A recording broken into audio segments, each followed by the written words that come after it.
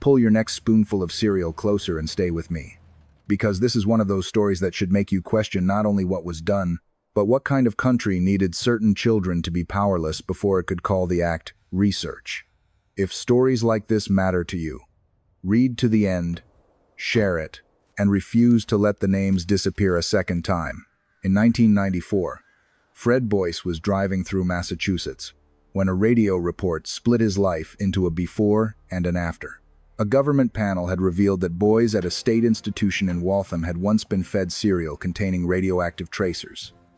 The place was Fernald. Boyce had lived there as a child. He had eaten those breakfasts. For 45 years, he had remembered something called the Science Club as one of the few bright spots in a brutal childhood.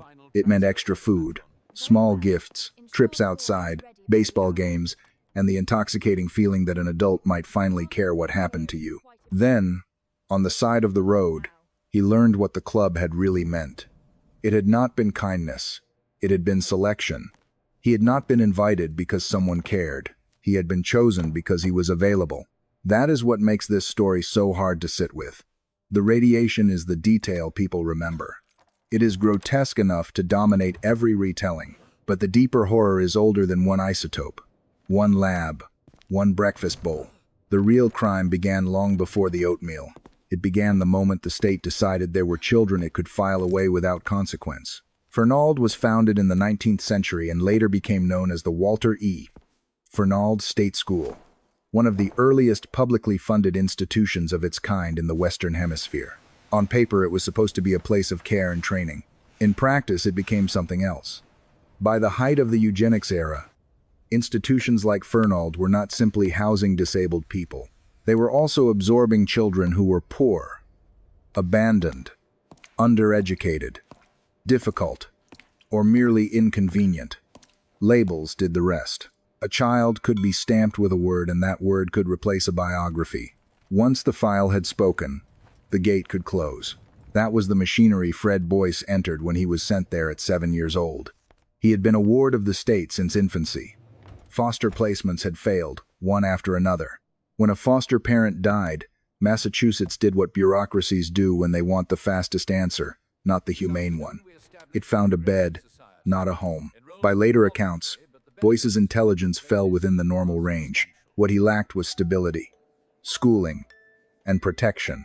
But institutions were built to flatten those distinctions. It was easier to call a child defective than to admit the system had failed him. Inside the walls, daily life followed the logic of confinement. Children sat for hours under rigid discipline. They worked, they cleaned, they helped keep the institution running. Education, the one tool that might have let many of them leave with choices, was starved. Those most capable often became unpaid labor, sustaining the very place that erased them. Fernald did not merely hide children. It trained the outside world not to imagine them at all. Then came the offer that sounded, to a boy at Fernald, almost miraculous. In the late 1940s, researchers connected to MIT created the Science Club.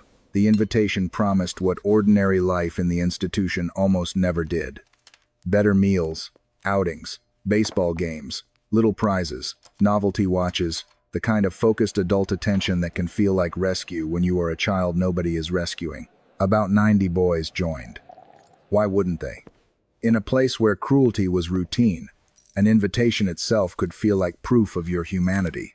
Years later, Boyce would say he would have volunteered for almost anything if it meant a break from ordinary life at Fernald.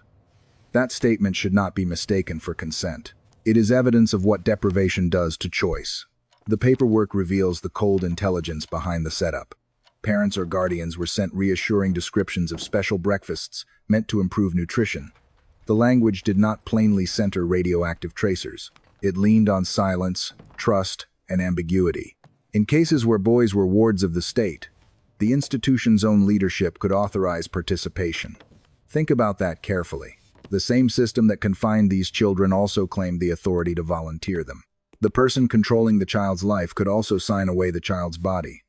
There was no meaningful independent advocate standing between the researchers and the boys. That absence is the whole operating system of this story. Between the mid-1940s and early 1950s, Researchers conducted several studies on Fernald residents involving radioactive tracers in food and, in some cases, direct administration of radioactive calcium. The total number most often cited is at least 74 boys. The experiments were framed in the antiseptic language of nutrition science. Iron absorption, calcium metabolism, bone development, those phrases can sound harmless enough to lower your guard. But science has a talent for laundering cruelty when the subject has already been socially downgraded. The question was never only what entered their bodies. The question was why those bodies had been judged available in the first place. One of the ugliest details in the Fernald case is how ordinary and commercial some of the motivation appears. Nutrition research at the time overlapped with marketing claims about breakfast cereals, and Quaker Oats has long been linked to the studies through funding and material support.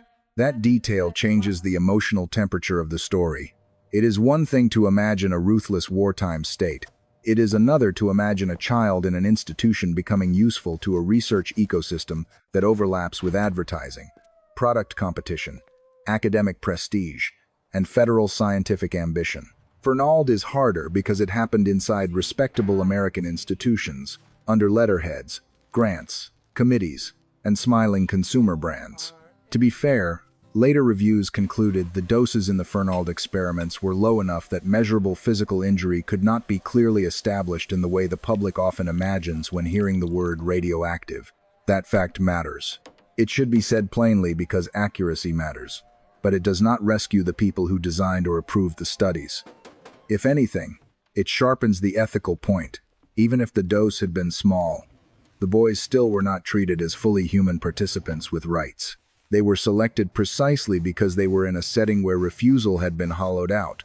The wrong was not undone by the absence of dramatic medical damage. The wrong was that adults with power recognized vulnerability and converted it into opportunity.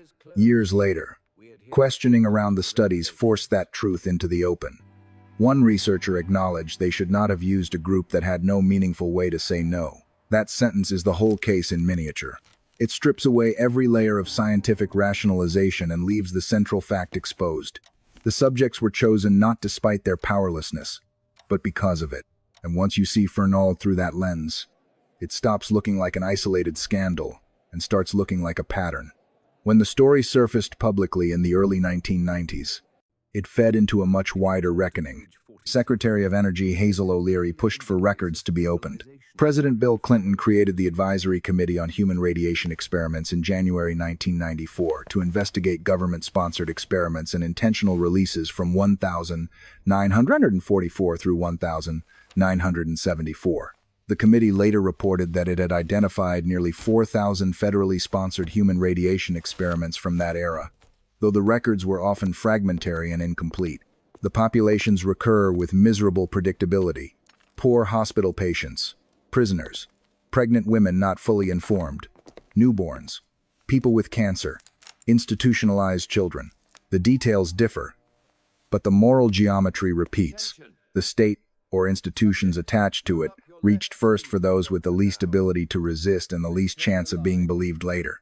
An internal atomic energy memorandum from the late 1940s has haunted every serious retelling of this era because it captured the instinct so nakedly, concern that disclosure could damage public opinion and invite lawsuits. That sentence matters because it shows consciousness, not innocent ignorance, not a tragic misunderstanding. They knew enough to fear the public reaction. They knew enough to hide. In October 1995, at a White House ceremony, President Clinton accepted the advisory committee's report and apologized for the wrongs that had been done, saying the government would no longer hide the truth from its citizens. Fred Boyce was there. Imagine the strangeness of that moment.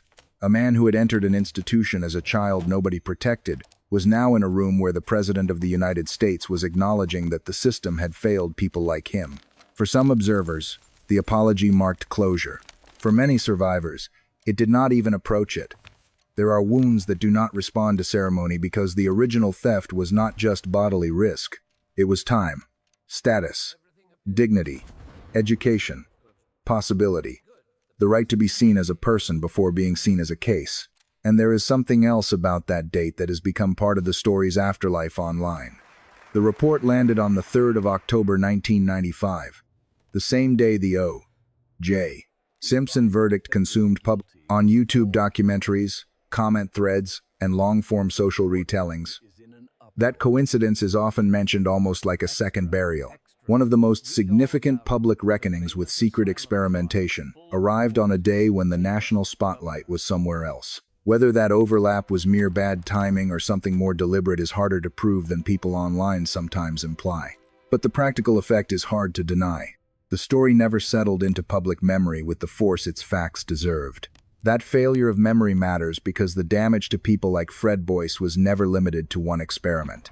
He left Fernald with little formal education and few of the tools institutions promise they provide. He took whatever work he could. He hustled. He survived. He taught himself what had not been taught to him. He built a life anyway, which is a sentence people sometimes use too casually, as if resilience erases the crime that made resilience necessary. It does not. A person can build a life after injustice and still have been robbed. The most heartbreaking part of Boyce's later fight was not actually about the radioactive cereal. He wanted the state to correct the lie at the center of his file.